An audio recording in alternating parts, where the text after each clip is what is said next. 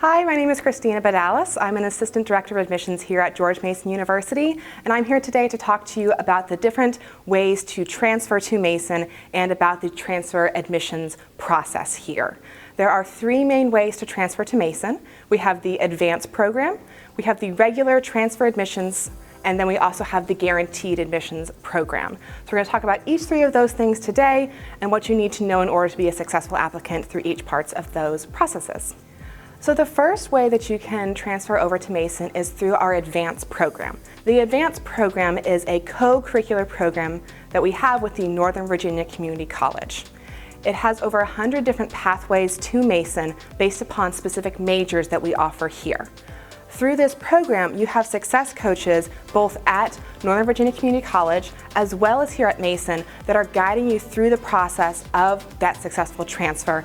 This program comes with a lot of benefits for our students because it is a co-enrollment program, and you are able to not only have your Northern Virginia ID, but you also have your Mason ID, which gives you access to all of the events, clubs, communities, organizations, all of the fun things that we have going on here at campus as well.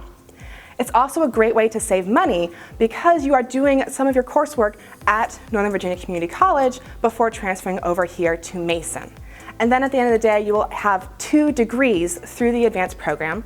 You will first have your associate's degree through Northern Virginia Community College, and then you'll finish out by getting your bachelor's degree here at Mason.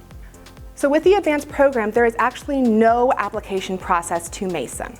If you submit your advanced declaration, which you need to do when you have fewer than 30 college credits completed, if you submit that declaration and maintain your successful progress through the program, once you're finished with your Northern Virginia Community College classes, you don't actually have to apply to Mason, you just transition over from there to here.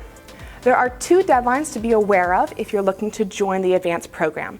If you're interested in joining us for a fall semester, the deadline to submit that declaration is going to be July 15th. If you're interested in joining advanced for a spring semester, that deadline is going to be December 1st. The next pathway of transferring to Mason is the pathway that most of our students are coming to us as transfer students, and that is our regular transfer application. This has some of the fewest requirements in order to go through the process, but it is still important to know all the things that we're looking for in order to be a successful transfer student through regular transfer. First and foremost to know are our deadlines. We have 2 to choose from depending upon if you're transferring to us for a spring or fall semester. If you're interested in transferring to us for the spring under regular transfer, then you're going to need to apply by October 1st. If you're interested in the fall, then you need to apply by March 1st. Now for the regular transfer admissions, these deadlines are considered priority deadlines. So instead of it being a hard and fast, you cannot apply after these deadlines, we encourage you to apply by these deadlines to ensure you give us enough time to process your application and get all the documents that we need in order to make a decision. You can still apply after that deadline, but it becomes upon a space available basis, and depending upon how late you apply, we might not be able to guarantee a decision before the start of classes. If you're not sure if it's a good time to still apply or not and it's after those deadlines, please reach out to us. We are happy to kind of counsel you through and let you know, is this a good time or not based upon your individual situation. Once you submit the application itself, which is through our Mason site, there are a couple of documents that you're going to need to send in to us. First and foremost, we're going to need transcripts from all of the schools that you have attended. We do need your comprehensive academic history, so that means we need transcripts from each individual school that you have attended since graduating from high school. So even if your most recent school has the grades from your last school on it, we still need to have your first and second schools. If also you have fewer than 24 college credits completed when you apply, we are going to need some extra transcripts from you. We'll need your high school transcript and potentially your SAT or ACT scores as well. But once you hit 24 college credits, then we only would need your college credit coursework. There's also some basic level classes that we want to see you successfully complete prior to applying. The first one is we want to see an English composition class from you. If you're attending a school in the Virginia Community College system, for example, this will be English 111. If you're not within the Virginia Community College system, we're looking for something that has an intro to research, intro to composition component of it. The second type of class we want to see is a transferable math class. This could take the form of something like statistics, calculus, If you've attended Northern Virginia Community College or any of the other Virginia Community College schools, that can also be things like quantitative reasoning or mathematics for the liberal arts. Those all work. The kinds of math classes that you want to avoid are going to be developmental math, college algebra, and pre-calculus, because those tend not to be as transferable as the other types of math. The next thing we're going to be evaluating under regular transfer is we need to make sure that all students who apply to us are going to have English language proficiency.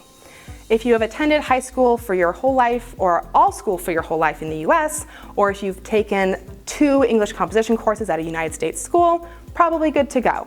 But we just need to make sure that there are not cases where we need perhaps an English language proficiency test, or we need some other form of providing English language proficiency.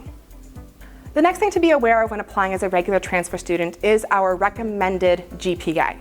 This is your cumulative GPA, so if you've attended multiple schools, it's going to be your GPA as taken from all of your transcripts combined together. The GPA we recommend in order to be competitive for admission is around a 2.75 cumulative. Now, this is not a hard and fast minimum, so if you don't have a 2.75, don't panic. If you don't know, you might have heard this a couple times already, come and talk to us, ask us questions, we want to help. We want to make sure that every student who's applying to Mason, that we're giving them the best chance of being a successful competitive applicant. So if there's additional steps that we would recommend that you take prior to applying to Mason, we're going to tell you what those things are. And that could include if you're not sure if your GPA is in a competitive range or not. Next important thing is going to be potentially a resume or a personal statement. These are not required, but we do highly recommend them for our students. The resume is really useful when we have gaps in education. So if you perhaps took some time off from school, if you went perhaps into the military after high school, whenever there was time periods that you were not consecutively enrolled in college, that resume helps us make sure that we're not missing any colleges, we're not missing any transcripts with your application. That essay is a really great time for you to communicate with us directly, so that if there's anything special or unique about your situation, we can take that into consideration when we are reviewing your application. You can send in letters of recommendation if you would like. They're not required, but you can absolutely send those in. We typically see about 2 of those. Those can be teachers. If you are employed, it can be a supervisor or a boss. Anybody who can speak about you in a positive, personal, and professional manner. That is what we're going to be looking for with those letters of recommendation. The next way that you can apply to Mason is through our Guaranteed Admissions Agreement. The Guaranteed Admissions Agreement, we're going to call it GAA for short because it's a mouthful, is a program and contract that we have with the Virginia Community College system, and it is based upon students earning their associate degree. Now, there are a lot of requirements in order to transfer as a GAA student, so if you are interested in pursuing this program, I highly recommend that you review the full GAA that is posted on the admissions website, because it has everything you could possibly ever want to know about the program. First step of saying that you want to apply GAA to Mason is within the application itself, there's going to be something called the letter of intent. You fill it out digitally. You're basically saying, I understand and acknowledge all of the requirements to apply as a GAA student. You do not have to submit this ahead of time. It's in the application itself. There are also class requirements, same as with regular transfer admissions, in order to come through the Guaranteed Admissions Agreement. The English and math class, those are still there with something extra special. For the English, it's going to be a 2-course English sequence instead of just the 1. We look for either English 111 and 112 or English 111 and 125. We know that many VCCS schools are no longer offering English 125, but that is a class that we are continuing to accept up through the year 2025. So if you've taken that class, don't panic, you can still transfer to Mason using that instead of English 112. The math class is also a little different because there are certain math classes that are acceptable for GAA. The full list of math classes that will transfer with GAA are listed in that document that's posted on the admissions site, so make sure that you check that the class that you are taking is going to meet that requirement. One important thing to know about both your English and math for GAA is you do have to complete those prior to applying. They can't be in progress the semester that you are applying to Mason. So if you're applying to us for the fall, for example, you can't be taking either English or your math class in the spring semester preceding. The next important thing is the GPA requirement.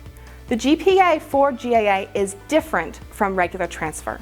You must have a 2.85 GPA, and that is a hard and fast requirement.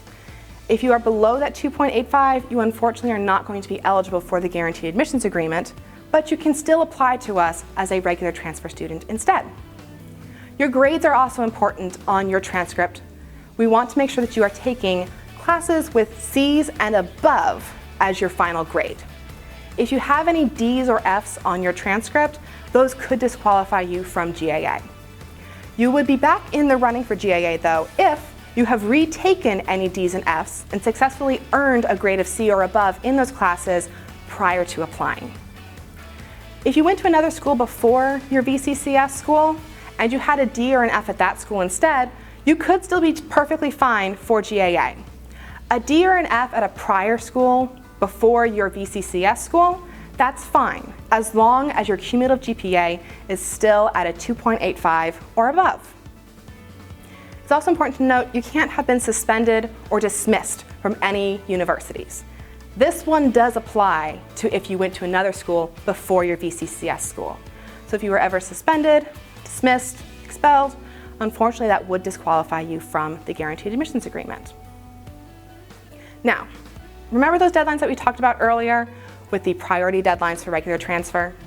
Those become extra important if you're applying under the Guaranteed Admissions Agreement, because if you apply after those deadlines, you would not be able to pursue the GAA. So if you're applying for the spring, you need to have your application submitted by October 1st. If you're applying for the fall, you must have your application submitted by March 1st. There's more. There are also document deadlines of when you need to have all of your transcripts, AP scores, IB scores, pretty much everything. You have to have those submitted by certain dates as well. That date is 10 days after the application deadline. So again, if you're applying for the spring, application deadline is October 1st. Your document deadline is October 10th. If you're applying for the fall, application deadline, March 1st. Document deadline, March 10th. Just remember, 10 days after, all of your documents need to be submitted. Now, if you get through all of those different requirements for the GAA, congrats! You did it! Woohoo! Slow down for a hot second though. All of those things that we went over, all of those things that you have to have done, you still have to meet all of those same requirements after your semester is over and you submit your final transcript to us. So that means GPA still needs to be a 2.85, no D's or F's, no suspensions or dismissals. All of those requirements still apply once you submit your final transcript to us. Also remember, this whole program is around your associate's degree.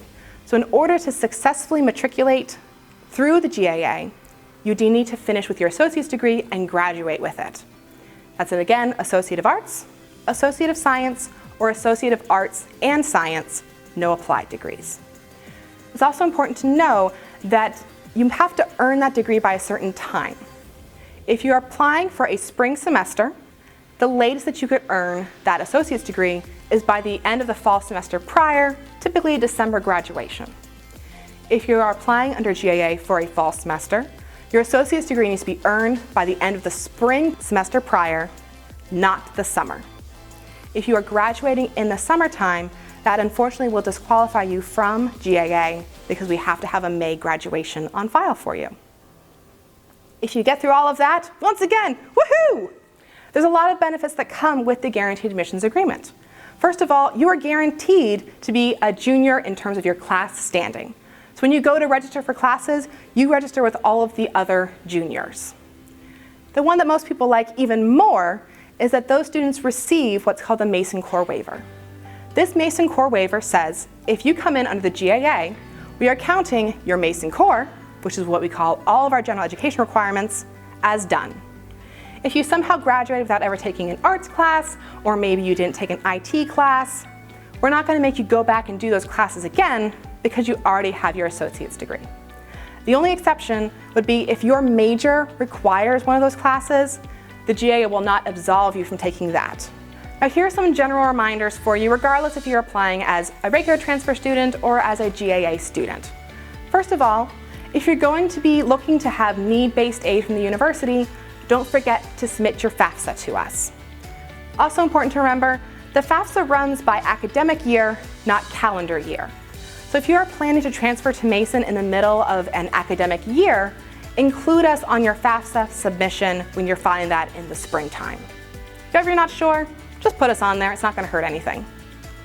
There's also a lot of sort of little details that will help you get through the admissions process as smoothly as possible.